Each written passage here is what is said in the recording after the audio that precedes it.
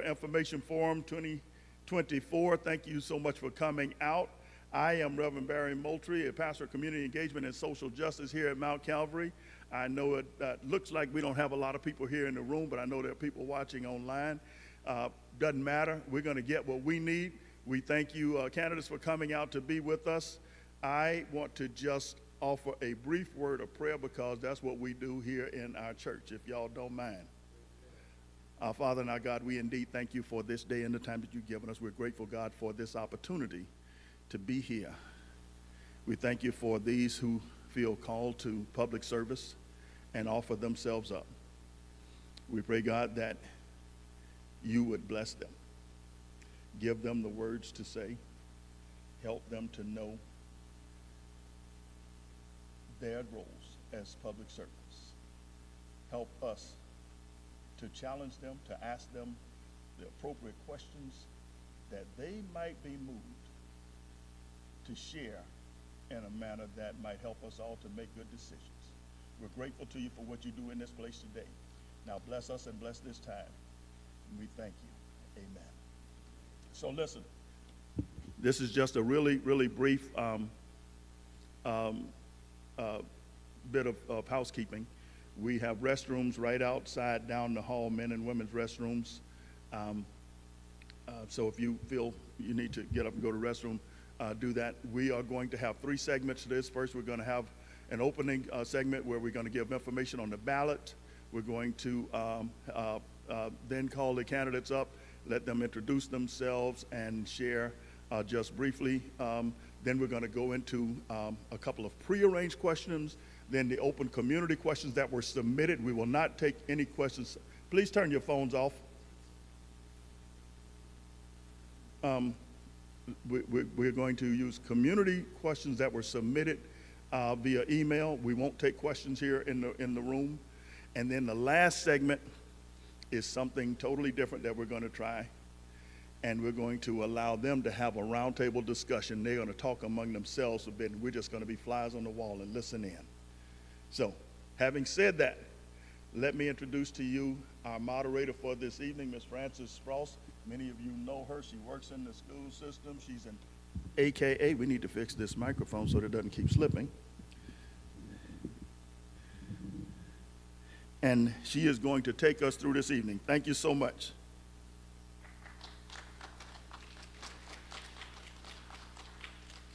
Thank you, Reverend Moultrie, and good evening. As he said, I'm Frances Frost. I'm a proud member of Alpha Kappa Alpha, Sorority Incorporated. And it's my pleasure to moderate this very important forum this evening. As he also said, I'm an employee of Montgomery County Public Schools and a parent of 4 MCPS graduates. So this candidate forum is very near and dear and important to me as a staff member, as a parent, and as a community member. So all of our hosts tonight, the first being Mount Calvary Baptist Church, we want to thank them for hosting this forum this evening. And the other co-hosts, as he mentioned, are Alpha Kappa Alpha Sorority, Xi Sigma Omega Chapter, and the Montgomery County Black Collective. All of our hosts for this forum are nonpartisan organizations based out of Montgomery County. So while they're, the organizations and their members are residents of the county and have a vested interest in this race, they are nonpartisan organizations who are not favoring any candidate in this race or any of the other elected seats. So first of all, we want to remind everybody how to vote. So if you all are ready, we want to make sure that you share information with your family and friends. I'm gonna make sure I know how to work this. So Montgomery County and Maryland offers you 3 ways to vote. Anyone over 18 years of age is eligible to vote. So registered voters have 3 options. They may request a mail-in ballot. Maryland, you have to request your ballot.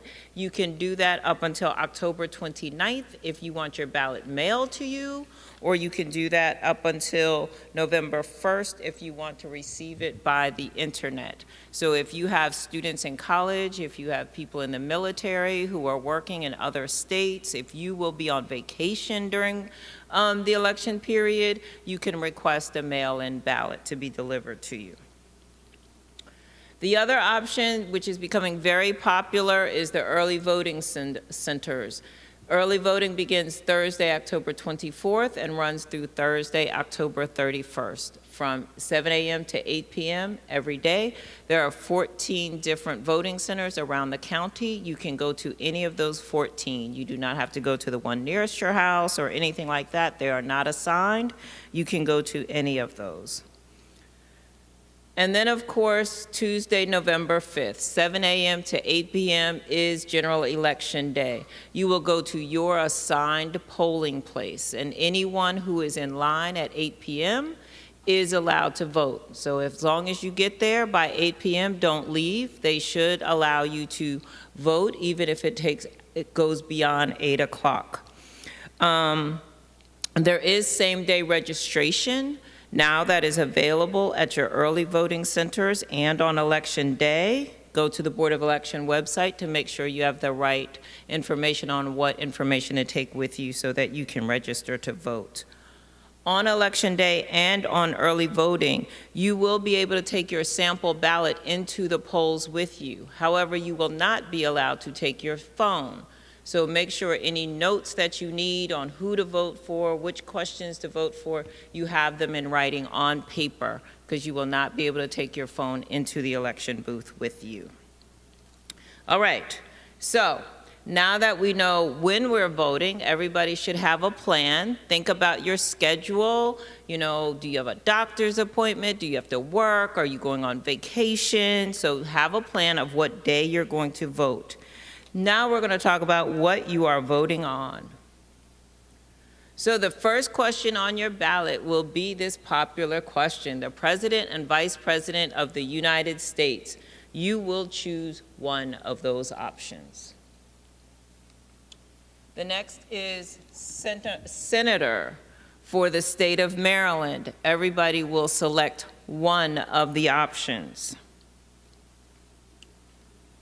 The next is Representative in Congress. This happens to be District 8. We're sitting in District 8, but you may be in District 4 or you may be in District 6, depending on where you live. So your ballot may look different, whether if you are in District 4 or 6. Everybody will have a option, and you will vote for one of them. Your next option is one that a lot of people don't pay attention to, right? But it's important. It's our judges. So you will vote on the judge of the circuit court and the appellate courts. I believe there are 2 judges for the appellate courts, or 3, sorry. 3 judges for the appellate court. And then at the bottom of the ballot, the last office up for election is the Board of Education. So it's important that you go to the bottom of your ballot.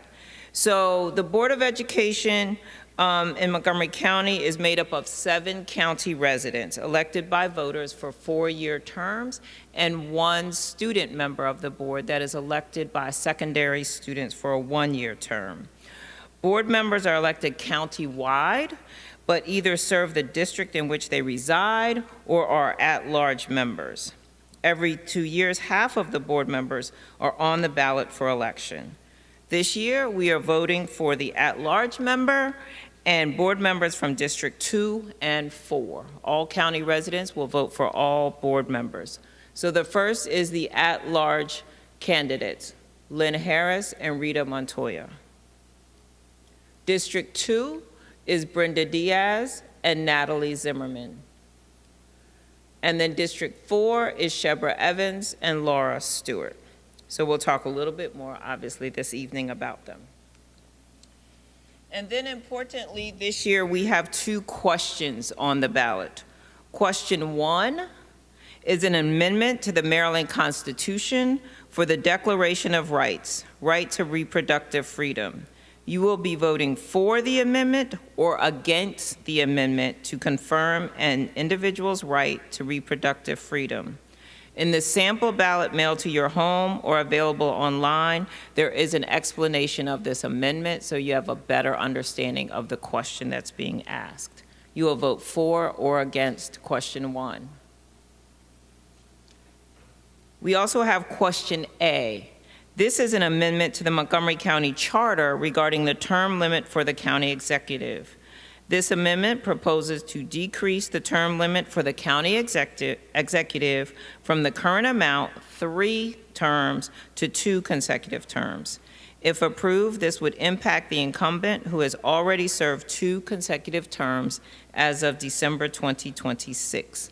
Again, you are voting for the amendment or against the amendment. So that is a summary of your sample ballot. We actually have a short ballot this year. But tonight we are here specifically to hear from candidates for Montgomery County Board of Education. The Montgomery County Board of Education provides leadership and oversight for Montgomery County Public Schools by setting goals, establishing policies, and committing resources to benefit the diverse student population of over 160,000 students from pre-K through 12th grade in 211 schools. As stated, the Montgomery County Board of Education is made up of 7 county residents elected by voters to serve a 4-year term and a student representative. Again, this year we're voting for at-large board members from District 2 and District 4. So at this time, I invite all of our candidates to come and take their seats while I explain the rules for tonight's forum. I believe we're going to have the at-large first. At this first table, Ms. Lynn Harris and Rita Montoya. District 2 will be in the middle, Brenda Diaz and Natalie Zimmerman. And District 4 at the far table, Shebra Evans and Laura Stewart. For each question, the order in which candidates will respond will rotate so that everyone will get the honor of answering first and last. After the question is read, the timekeepers in front of you will raise a green placard indicating that the time is starting. The timekeeper will raise a yellow placard when the speaker has 15 seconds remaining, and when the speaker's time is expired, the timekeeper will raise a red placard. At that time, they will ring the bell, and candidates, please end your response promptly. We will be strict with time so that everyone has a chance to answer as many questions as possible. Your mics will be left on, so be mindful of any side comments. And for the first 2 segments, please address your comments and responses to the audience. All right. So, all right. Are we ready to begin? All right.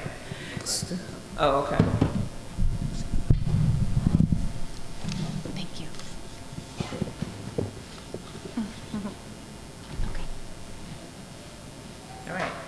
So to begin, we will have each candidate to introduce themselves. They will have 60 seconds to introduce themselves.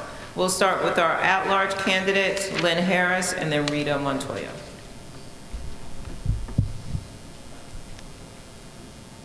Lynn, you can begin. Good evening, everyone.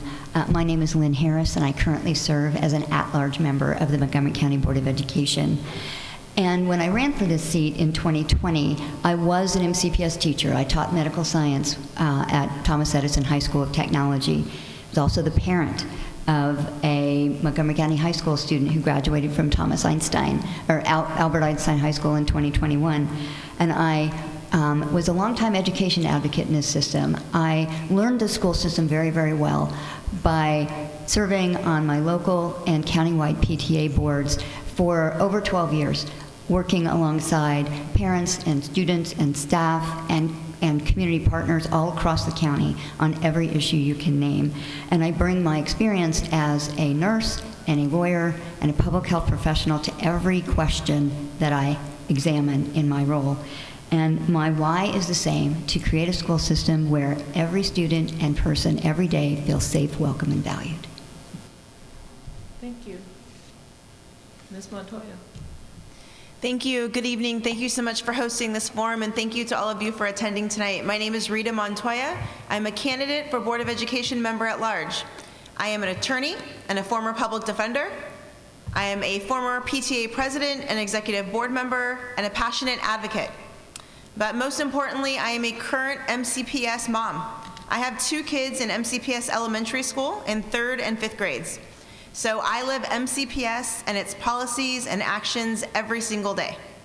And that's why I know that if we want our kids to achieve, if we want them to do well and achieve all of their goals, we need to make sure that their schools are safe, that we have enough teachers and classrooms, that we have equitable opportunities at all of our schools, including extracurriculars like band and theater, that we need to make sure that we don't have hate, racism, and anti-blackness in our schools, that our teachers and students are trained and educated, and that we have good fiscal management. We need to make sure that we're spending our money wisely so that we have enough to cover the programs we need. Thank you. Thank you. And moving to District 2, Brenda Diaz. Hello, thank you everyone for coming out tonight. My name is Brenda Diaz. Just a little bit about me. I was born and raised in the Bronx with Puerto Rican parents, and I attended public schools. I am the product of a gifted and talented program from PS 246. And from there, I was pushed by my parents, my teachers, and the community to excel. I graduated from Georgetown University from the School of Foreign Service. From there, I became an elementary school teacher, and I've served from pre-K all the way to high school. I'm a former Gaithersburg High School teacher. I'm a James Madison Memorial Fellow, which is excellence in social studies education. And I'm here to rebuild the foundation of academic excellence within MCPS. My goal is to hold students to high academic and behavioral expectations, prioritize school safety, boost teacher morale. So many of our good teachers are leaving. I want to make sure that we're using our money wisely.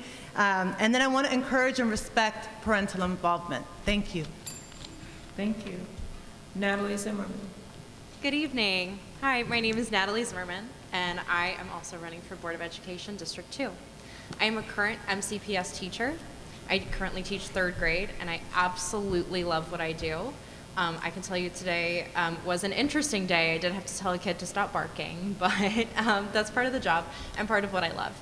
I'm running to make a difference. I'm running because I have seen every single day how the decisions that are made at the board level are either completely uninformed, misinformed, or disregard what's going on in the classroom every single day.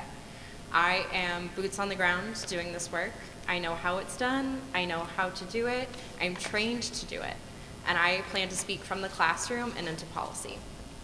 I believe that public education is the greatest act of optimism, and that is the absolute greatest investment that we can make in our students, in our community, and in our future. We need people on the board who have actually been in the classroom and who can speak from its experiences and use their connections to create a greater system for our students. Thank you. Thank you. And District 4, Ms. Shebra Evans. Yes, it's so great to see everyone. I am Shebra Evans, and I currently serve in the role as a school board member, and I have done so for the past 8 years. It's been a complete honor and pleasure to serve on the board, and I want to continue that work. My husband and I moved here 23 years ago, specifically for the public school system. Montgomery County is one of the best school systems in this country, and so we wanted to make certain that our daughters had a very excellent start.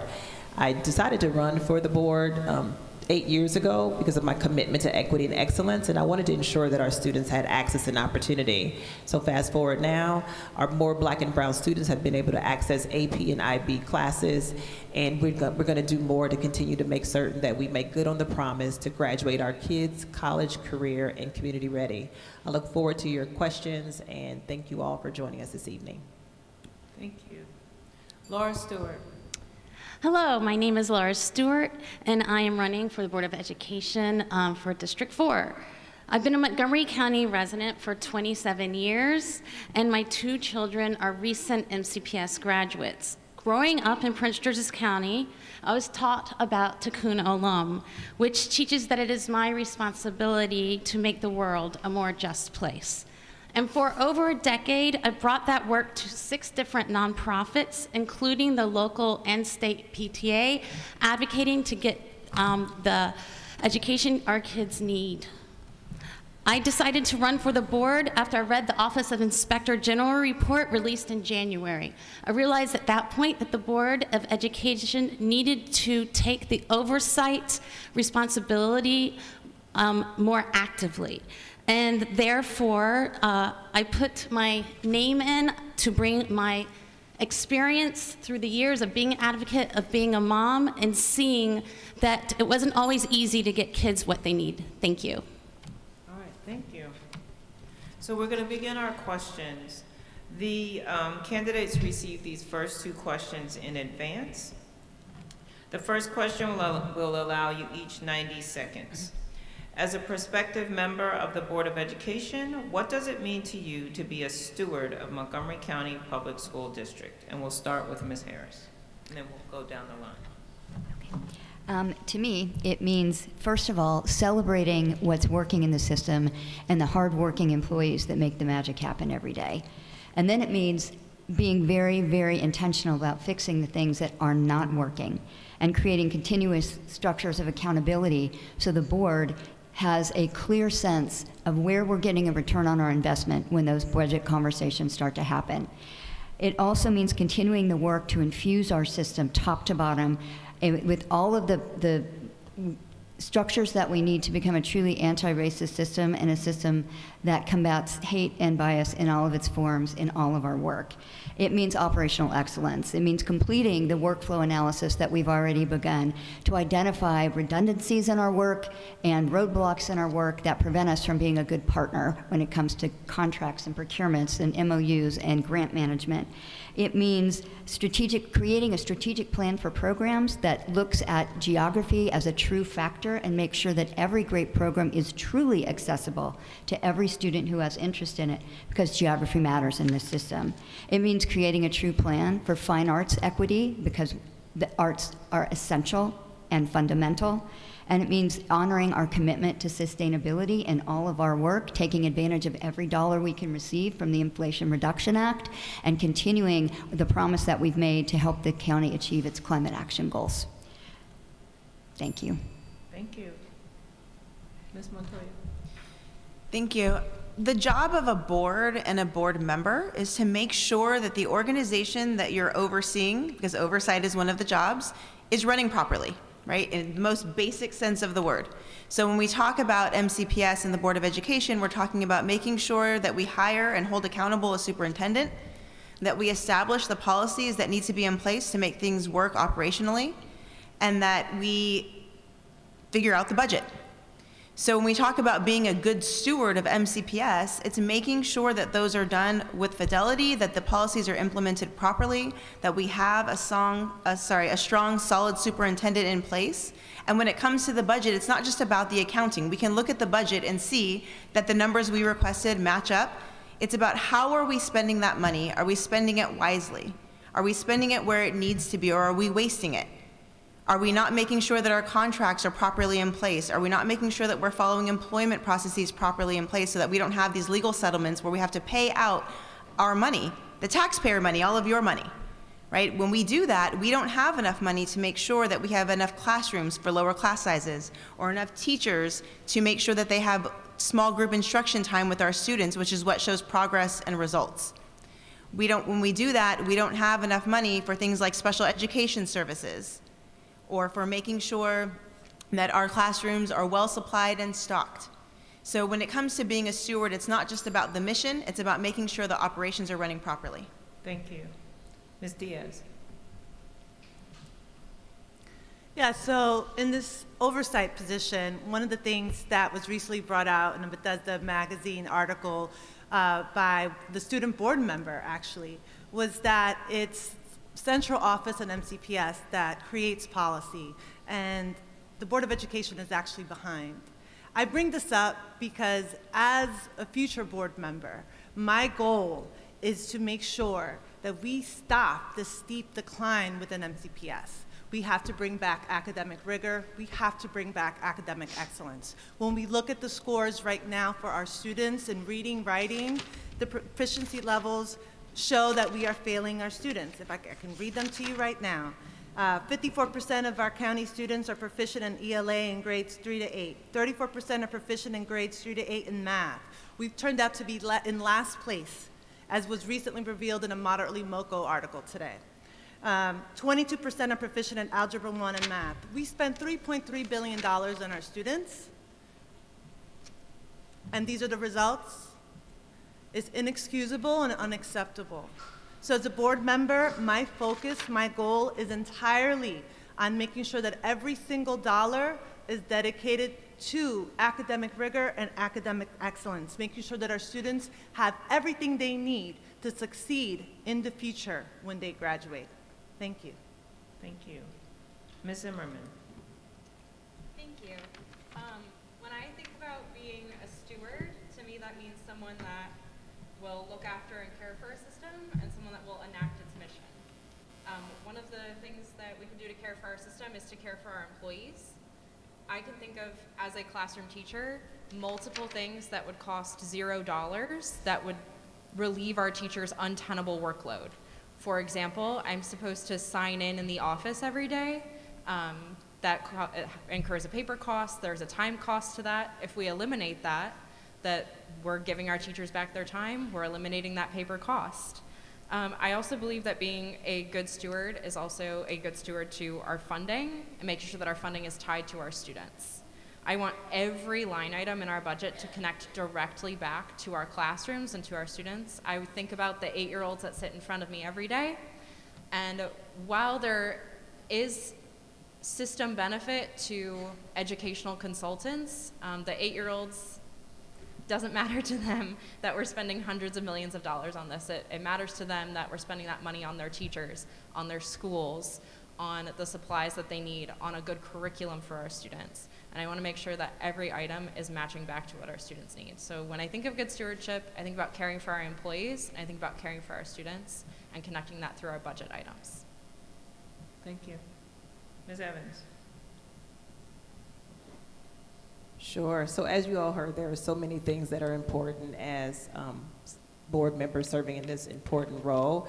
The main one, I think, is making certain that our students are able to thrive after they graduate from MCPS. So that means that they have to be college, career, and community ready. And what that looks like is making certain that when we're thinking about our return on investment, that we're ensuring that our kids are very prepared in math and literacy.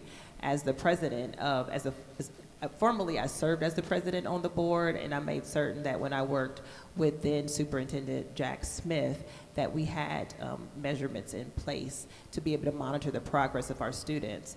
And I made sure that there was an increased data performance that we were bringing to the board table on a regular basis to make sure that our kids were being challenged at every level. And what I am very proud of is that in the budgets that I've made certain that reading and math coaches have been available, because what is really important is that our teachers, as they're in the classrooms teaching, that they really understand and know the students, and they're able to actually be able to understand how their students are struggling and help them to be able to access their learning. So this work needs to continue. And thinking about the teacher shortage, I want to make certain that we are employing our teachers at a very competitive wage. And what's really important is ensuring that our students are having an early start, and that's in pre-K. And I'm proud of the work, and we'll continue to discuss that. Thank you. Ms. Stewart. As a steward of Montgomery County Public Schools, we are responsible for a $3.3 billion operating budget and a $2 billion capital budget. It sounds like a lot of money, but we are not keeping up with the needs of our over 160,000 students. So as a member of the Board of Education, I will be laser focused on using taxpayer dollars on funding in the most impactful way. For instance, we must do better at narrowing the opportunity gap. We need to reduce our truancy levels and improve mental health. All of these I view as emergency situations. How do we know how to aim these dollars? I believe we need to fully embrace open data and transparency and ask MCPS to show their work. I do appreciate the model Shebra Evans just talked about.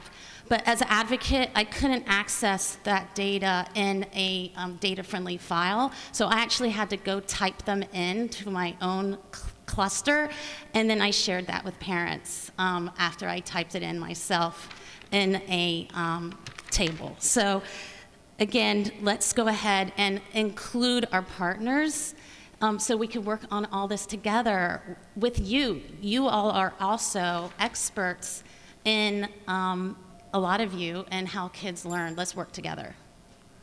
All right, thank you. Now our next question. This one is a bit more involved, so you will have 2 minutes as we want to hear answers to both parts. As a member of the Board of Education, you will have 3 primary responsibilities: hiring a superintendent, developing policies, securing and approving a budget. We understand that there are several major programs in the operating budget. To name a few: special education, pre-K and Head Start, middle school extended day programs, athletic programs, EML and bilingual programs, music and arts, dual enrollment at Montgomery College, and many others. Please identify your single highest priority program in the budget and why. And number 2, if you must cut one program, which would you cut and why? You do not have to limit yourself to the list that I provided. You may think of other programs that are in the MCPS budget. So we will shift down and we will start with Ms. Montoya. Thank you. In terms of the priority, I think that we really need to prioritize small group instruction or tutoring during the school day. Ideally, we would be able to lower class sizes, but that means we need more teachers and more classrooms, and that means we need more money. So as a practical matter, with the resources that we have now, we should use proven models like the small group instruction or tutoring model. So DCPS recently had a grant. They did, there's a Stanford University study on that, on the findings that show that there is growth. Did they close the achievement or opportunity gap entirely? No, but they do show measurable growth to show that that type of instruction works. We also have a model in MCPS now called What I Need, or it's referred to as WIN, which is similar. So 2 to 3, maybe even 4 times a week, students are put in different groups based on what they need. If you need enrichment, then you can get enrichment. If you need to have a little bit more progress on math, then you'll work on that progress on math. It's a great program. My own kids are participating. They love it. And again, it shows growth. We have statistics to show that it works. In terms of what I would cut, I absolutely think that it's important that we have climate goals. I grew up in California. Things like recycling, that was just a normal thing that I grew up doing. I didn't realize that other people weren't even doing it in other parts of the country. So I definitely want us to have those. I do have concerns, however, about the current electric bus contract. If you haven't seen it in the news, you can check out Montgomery Perspective, has a lot of background info, but effectively, we do want to have electric buses. That is the way, in terms of energy. But we have to make sure that our contracts are sound. We have to make sure that they contain all of the provisions that we need. We need to make sure that we are properly vetting our vendors, that we are following procurement processes. In this particular contract, 2 of the MCPS employees involved ended up with criminal indictment and criminal charges. There's a current lawsuit pending for someone challenging the contract award by another vendor. So we need to make sure that those are sound. Thank you. Ms. Diaz. Thank you for that question. So of all the programs, I mean, we have so many programs within MCPS that I think are fantastic. We've got our French immersion program, our Spanish immersion, or just basically our language immersion programs. And when I look at all of our programs and what it is that I would prioritize, I think we need to focus on our special education programs. Many of our teachers are saying that they don't have the resources that they need. Recently, Dr. Taylor held a listening session at Rockville High School, and we had a teacher come up saying that they didn't even have their workbook printed out for them, that they could properly teach our students. So our teachers they have to have the resources to just function in the classroom. So I would look at special ed, making sure that our special ed programs are properly funded, that we have the teachers, that we're recruiting them, that we have the paraeducators in the classroom. When I was in the classroom, I had a paraeducator with me often, and that was fantastic.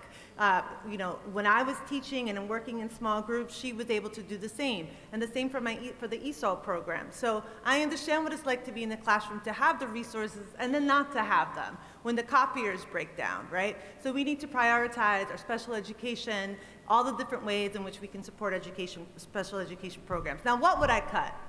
In listening to the teachers, Dr. Taylor held a listening session where one of the teachers outright said, we need to cut the SEL program at the high school level. What is SEL? It's our social emotional learning programs. This is time taken away from our classes to talk about controversial social issues or political issues or just things that are happening in our communities. Teachers don't want it.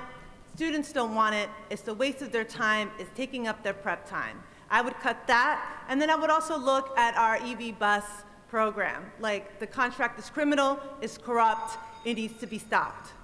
Thank you. Ms. Zimmerman. Thank you. I want to prioritize our curriculums and our interventions and enrichments that we're providing. Currently, I get 25 minutes per day with my students, this designated time where I am supposed to both fill in the gaps, but also enrich the students that are ready for more with just 25 minutes per day for both reading and math. I only get 25 minutes a day, and it's simply not enough time. Not for what our students need, especially when they are begging for more. Also, our special educators and our English language development teachers are not given the books for our new ELA curriculum. I don't know how they're supposed to instruct when they're not given the resources that they need. We also have heard discussed at the board level that there are these multilingual math books available for kids to take home and use with their families. I've asked for these books. I've asked to be able to bring them home, like give to my students to bring home, and I'm told that there's no money in the budget for them. And trying to go about printing them out myself is not possible with the limited resources that I have at my elementary school. When I look at the other interventions that our teachers want to implement, that we simply need more time. We need more teachers that can come into the classroom and provide these interventions, as well as enrich our students that are ready for it. When I think about programs to cut, I want to bring back to our educational consultants. As an educator in MCPS, the first 3 years, you are offered the opportunity to have a consulting teacher. It's a great opportunity. I love my consulting teacher. I learned a lot from her, but I'm only afforded 3 years. When I look at the top, when I look at how our educational consultants, the same firms, have been in there for 10 years, I find it insulting that administrators are offered 10 years of this same consulting firm when I'm only offered 3 as an educator. It simply doesn't equate to me. That I believe that we need to look and see what have we learned and are we planning to continue. Thank you. Thank you. Ms. Evans. Sure. You will hear me say that education is the great equalizer, and so I didn't finish in my other statement, pre-K. I am a firm believer that our students having access to education early will make them successful in life. And so pre-K expansion is very high on my list. Since I've been on the board, we have added 1,000 additional seats for pre-K, and that has made a difference. So that brings us to about close to 4,500, almost 5,000 students have the ability to go to pre-K. And what that does, it allows their parents to be able to work. What we are hearing is that our parents are not able to have a job where they can better serve their families. Pre-K has been half day, so it's been a huge priority of mine to make certain that pre-K is full day. When I think in terms of what to cut, so what the board has prioritized is program evaluation. We won't just cut a program because we have decided for ourselves that it's not working. Our Office of Shared Accountability will make certain that they are evaluating the programs. On the list, we have 12 programs. To date, we have cut a program, and it was the Leader in Me. But we had an effective evaluation done before deciding that, and what it showed us that based on the data that we were not seeing a return on investment for the money that we were spending, and so we no longer wanted to do that. We wanted to make certain that we continue to be good stewards of the money that is given us, to make certain that whatever programs that we put in place, that it is serving and benefiting our students. Thank you. Ms. Stewart. A lot of these priorities are amazing, but the one I would pick is community schools. Other systems like the Oakland Unified School District has shown great success with community schools, and the Blueprint for Maryland's Future helps us fund community schools, but we need to make sure that we do it with fidelity. So I would like for the Board of Education to actually write a community schools policy, so that we are implementing them across the county, again, following the blueprint, but also making sure that we are doing all the steps to do it in the best way possible. We can look at other districts and follow their lead. We need to streamline our MOU process so we can have more community partners, be involved in community schools, and get the tutoring and mental health services kids need. On the capital side, HVAC. So I'll move on to what program that we would cut. I would look not at necessarily specific